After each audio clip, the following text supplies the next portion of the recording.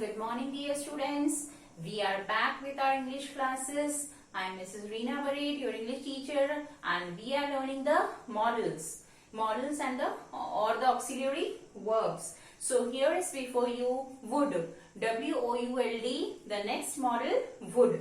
We have already seen in the earlier lectures shall, will, may, might, can, and could. Now we are on would.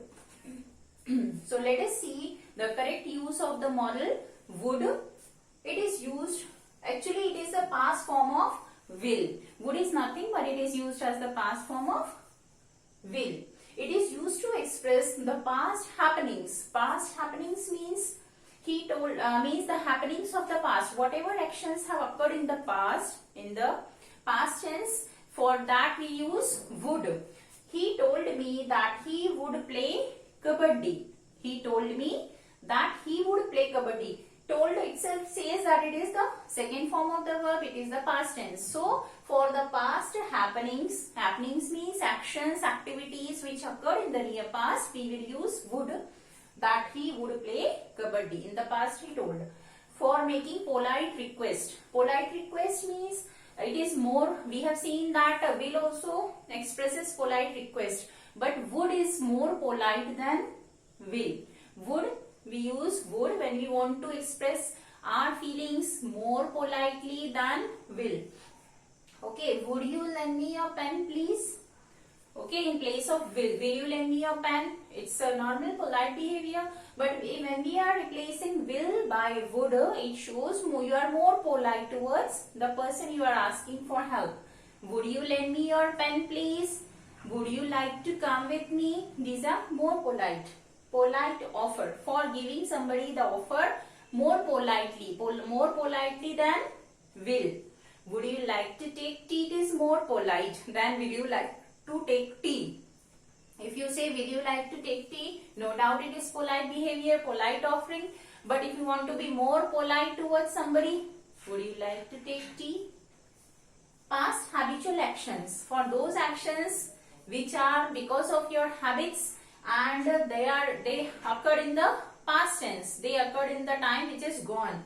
She would sit for hours listening to the music means she would sit for hours listening to the music. It means she was in the habit of listening music for longer time, for hours maybe, and this was her past habit.